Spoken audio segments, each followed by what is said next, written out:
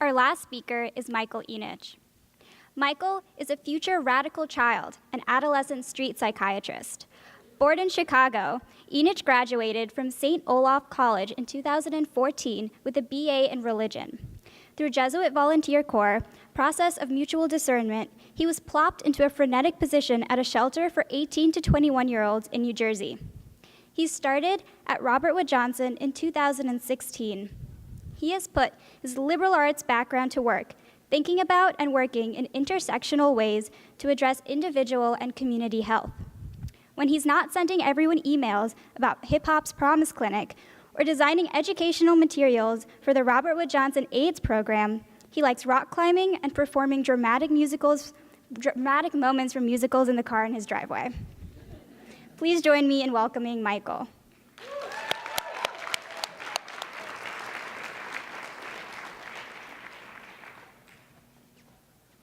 So today, I'd like to tell you 3 stories.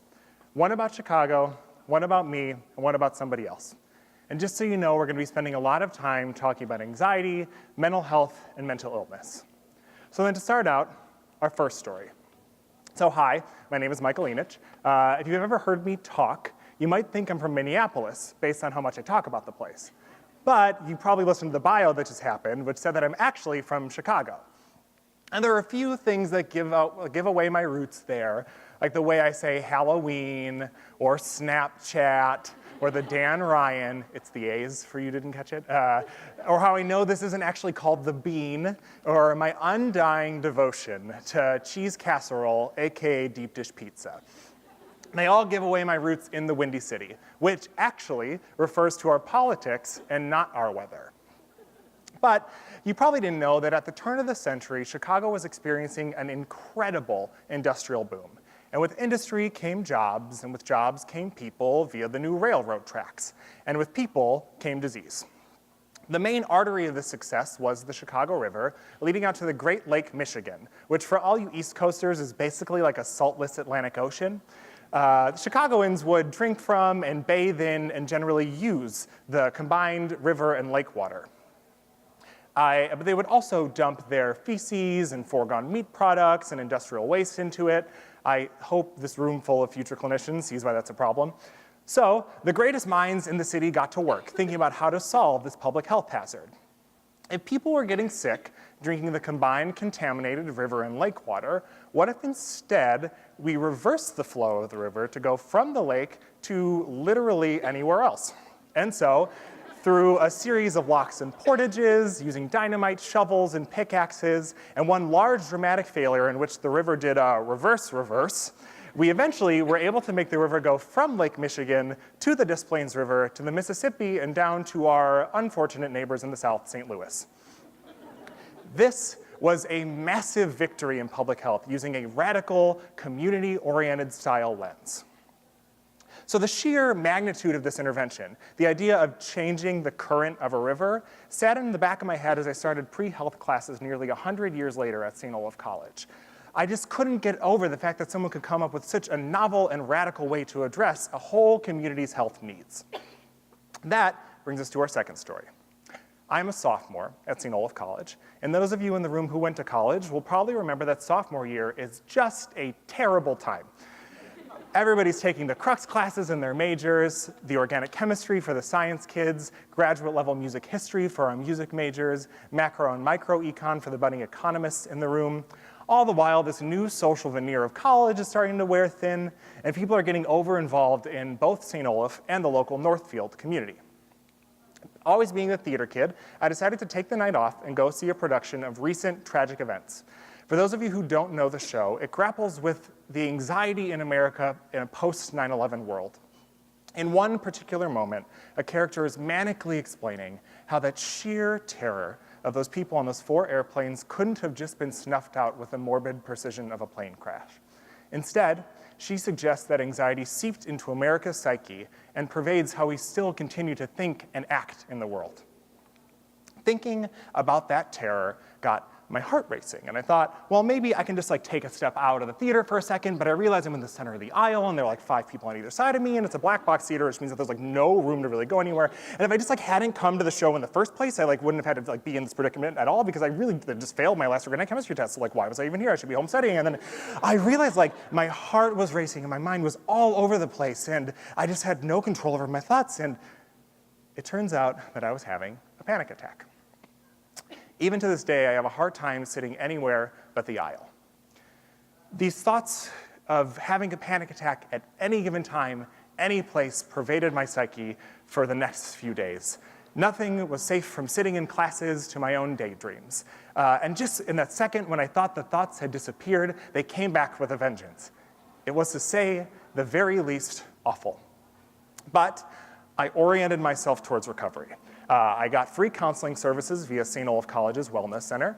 I had a primary care physician back home, Dr. Samto, who willingly prescribed me medications even though I refused to use them. I went home for Thanksgiving break a few days early, knowing that I could take incompletes in my classes if I needed to. When I came back after Thanksgiving break and participated in St. Olaf College's premier choral music festival, Christmas Fest, I had to sit in the very center of the entire thing and thought about the entire time whether I was going to have a panic attack on stage in front of 5,000 people.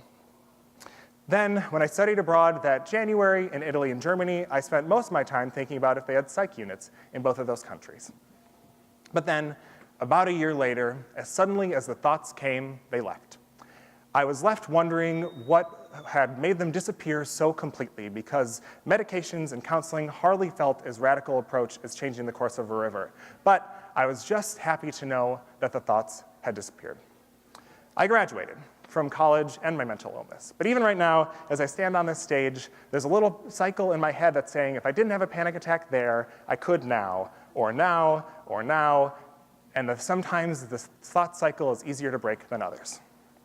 Now that's my story, but it's not particularly unique to me. Right now in America, there are about 44 million adults who have a diagnosed mental illness, about 18.5%, or 1 in 5. And outside of people who have a diagnosed mental illness, the CDC suggests that feelings of hopelessness, helplessness, and worthlessness can be debilitating, and that happens to about another 3% of Americans.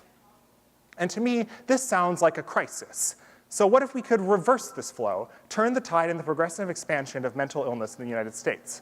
I'm going to argue we can, using just as radical approach as Chicago did, and that is by using a dynamic public health style model to promote mental wellness.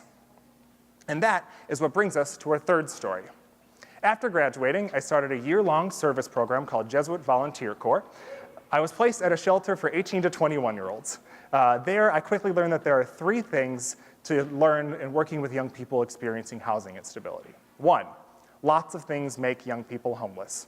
2, the ones who came to our crisis center would come back often. And 3, our main goal was to make sure that they didn't enter the adult cycle of homelessness. Part of my many jobs that I did at this organization was education assessments. And so I was on the prowl one day, going to the day room where most of our young people would hang out, and I saw a young man who I didn't recognize, which meant that he probably hadn't done his assessment yet. So I walked up to him and said, "Hey, have you done your TABE test or education assessment yet?" And he said, "Nope, I don't have to. I'm going to." And he named our program for young people experiencing both homelessness and mental illness. That meant instead of talking grade levels then, we could talk about his aspirations and where he wanted to go with his life. His name wasn't Adam, but I've called him that ever since. Adam was homeless. It could have been a variety of reasons that caused him to be that way, but one thing was that he had this severe and persistent mental illness. He had a severely strained relationship with his family, particularly with his father, and he had dropped out of high school because of all the freneticness of his home life. But being in this space across from Adam, I saw more of myself reflected in a young person experiencing housing instability than I ever expected to. We were both nerdy white guys around a similar age. That's me with some locally organically produced kale. We both smiled a lot and offered to help the various staff members with their tasks before they left for the day to make sure they got out on time. We were both Christian, albeit practiced very, very differently. And we also both had a mental illness, which we used poetry to cope with. Despite all these similarities, though, our trajectories ended up very, very different. But Adam had a lot of the same things that had helped me succeed in overcoming my mental illness. He had psychiatric and counseling services through the organization he was a part of. He had a new place to live with supportive and positive people around him, even if they were new. And he had God and poetry. But standing in that room with Adam, I was forced to reconcile a lot of differences in our stories, bio, psycho, social, culturally. I was an upper middle class person. I had graduated from college and had a low-paying volunteer corps job, but still had a job nonetheless. But I realized all those differences could be radical interventions in the course of a mental illness. So let's get to the meat of it then. What are the dynamites, the pickaxes, locks and portages, and shovels we can use here? To start, there's screening. The Patient Health Questionnaire 2 is a subset of the Patient Health Questionnaire 9, a screening and loosely diagnostic tool that clinicians can use to diagnose depression, specifically primary care physicians. Outside of diagnosing, though, 20.3% of people receiving mental health treatment with insurance report unmet or undermet treatment needs. But what really gets me excited is that we could justify radical social interventions as medical interventions for mental illness. This means everything from the Black Lives Matter movement to New Jersey Working Families Campaign for a Living Wage, or the Charter for Compassion's Campaign for Interreligious Compassionate Dialogue could all be seen through the lens of treating mental illness in a community-oriented way. Because at the end of the day, Adam was kicked out of the program he was at because he was home late a few too many times from church and was caught smoking in his room. That is the largest, but not only place our stories diverged, is at my rock bottom, I could return home to Chicago to think about my future and the future of what mental health care might hold. Over the years, I've come to think about various interventions that would have worked specifically for Adam in his scenario, two of which are Housing First and Rapid Rehousing. For those of you who aren't familiar, Housing First is a recovery-oriented approach to ending homelessness that centers on quickly moving people experiencing homelessness into independent and permanent housing, and then providing additional supportive services as needed. For people are better able to move forward with their lives if they are at first housed. In Adam's scenario, that meant that even if he had arrived late from church a few too many times, or if he had been caught smoking in his room, his priority would have been to stay in a place that could stably house him until he was able to get back on his feet. Rapid rehousing is what it sounds, getting someone back into a stable housing situation as quickly as possible after they've experienced the trauma of living on the street. And there's evidence to suggest that these are effective interventions as well. A randomized controlled trial, our nice gold standard as far as interventional research goes, shows that young people who are given treatment as usual, in addition to being part of a Housing First style intervention, are more likely to fare better in both housing and mental health outcomes long term. This adds to a small but mighty meta-analysis on the subject that suggests that biopsycho interventions are more effective when added with psychosocial interventions, at each one standing alone. But this exists in kind of a gray area of research where different organizations are doing different interventions and kind of justifying it within their own programs. To me, this aimlessness provides even more urgency to be able to provide very effective and research-based interventions for people experiencing both homelessness and mental illness. And it's in this kind of nebulousness that the third story ends. However, I'd like you to imagine a fourth one with me. What if Adam existed in a world where we valued Black lives and the lives of all marginalized people?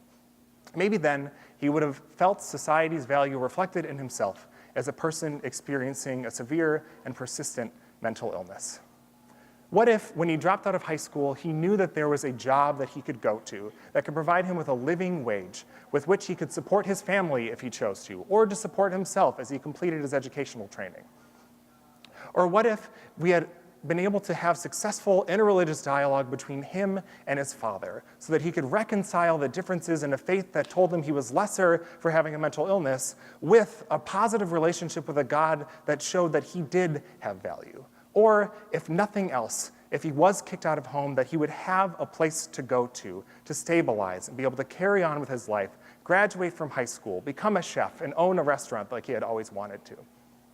It's only if we unfracture our approach, think about the holistic puzzle, bio, psycho, social, cultural, spiritually, that we'll ever be able to feel at home in both our bodies, in our minds, in our daydreams, and our hometowns, so that one day we may all eventually find a stable place to call home. Thank you.